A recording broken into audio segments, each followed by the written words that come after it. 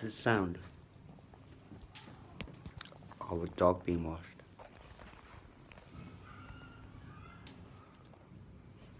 Hear it? Can you hear the dog? Oh, man. I fucking set the alarm off.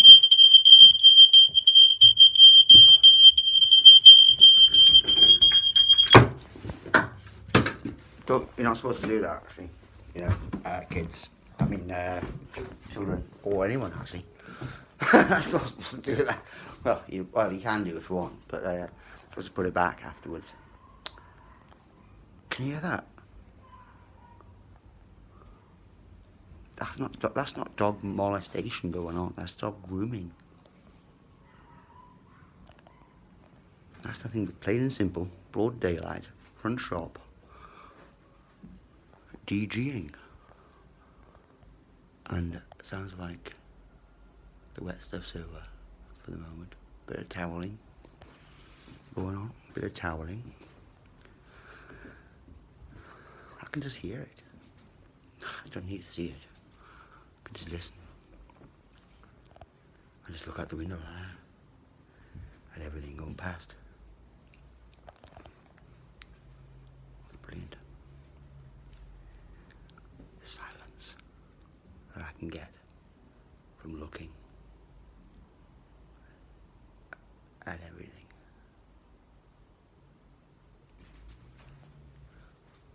I remember when Ducky hid behind that tree.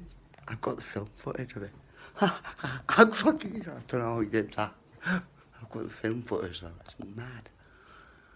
But he hid behind that tree. I don't fucking swear. I don't know he's like skinny, but he fucking hid behind it and no one could see him. And then it popped out. I fucking filmed him. It's mad because he watched it back as well. We said, how did you do that? And he didn't know. And none of us did. And we still don't know to this day. Even though it's probably been taken offline that now. Or has been, yeah. I don't know. Might be still on that somewhere out there.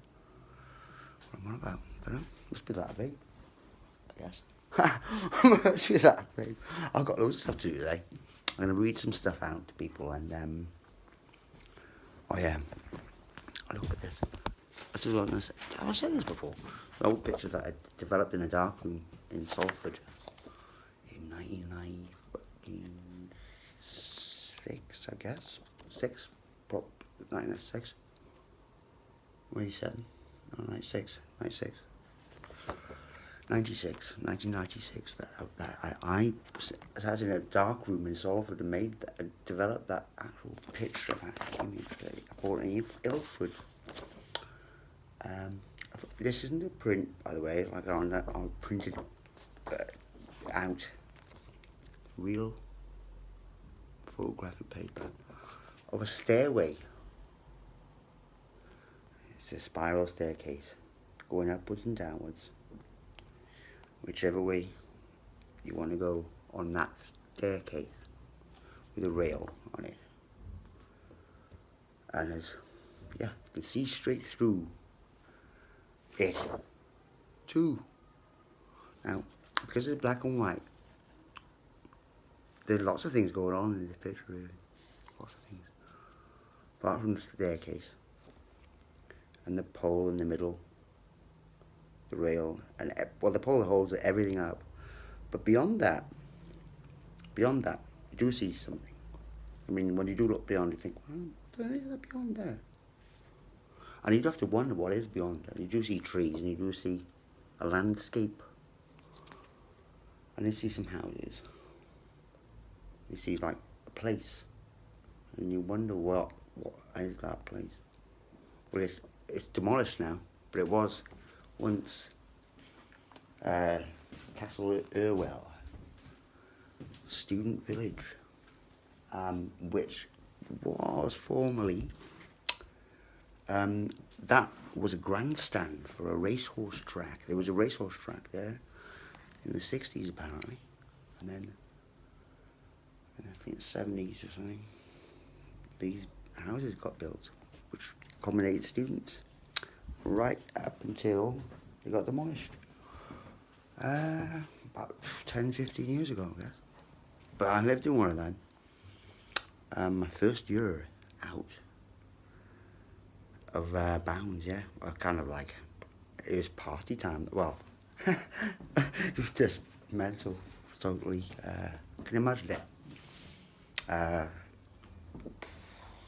couple of thousand kids let loose with pockets full of cash, where they come from. The matter what background you come from, you just got a fucking load of wads in your pocket and there's flesh everywhere. This is like, what the shit? Boosh, it's hit the fan. Yeah. That's Castle Irwell. And I survived it. I not only survived that, I mean, I was like, fuck, talk about a war map. Shit in heck. Little did I know what would follow. And, well, you know, I had a good idea from what I was writing down, I guess. I was writing down some stuff. I was like channeling then. Back then I was just channeling, you know, like writing stuff down. Not knowing that I was doing it. That I was writing, that I was channeling from now. Time traveling, basically. Because these notes are creepy, because they would seem like I'm writing it now. To someone, from someone else's point of view, looking at it. And, you know, kind of rough observation of me and my situation. Or with people, you know. And with a person and personnels in my life. Or people that I've sort of learned not to trust. Or put so much trust in, as I did before. You know, actually, when they say trust no one, that's a bit deceptive. Or deceiving, because you trust one, trust as in the divine cause, the divine element, really, what spurs the person on, forth or down, whatever they want to represent in their role. You know, I didn't lie. That was a nail clipper. I got a nail clipper. I kept on going to the kitchen and got a fucking nail clipper, didn't I? And I was forgetting why I saw I was going to the kitchen. Well, why did I go to the kitchen? Where was it now? And I remember the snaggy thing on my nails there. I cut that off, and I do need to give them knuckles a bit of a buff on the old grinding stone, and then buff them down, soften them up a bit, get them more, you know, so when it shakes my hand, they're going to think I'm fucking made of plastic or something, or wood. You know what I mean? Definitely not metallic, but apparently, so what a friend of mine said to me, actually yesterday, he said that he's a wealth of information, by the way, this chap. And his name's David, and he's a dog too. But nevertheless, he did remark upon the fact that people have got a lot of metal in them. Apparently 0.01% or something like that. He randomly did a 0.0 point figure.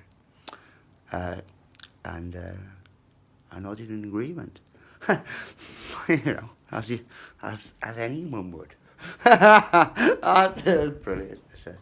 And as he was telling me some more interesting stuff about stuff and interesting things that we like to chat about and have a good chin wag over a rerun of Vida Den Pet on Bravo or something like that, because that's what it was like.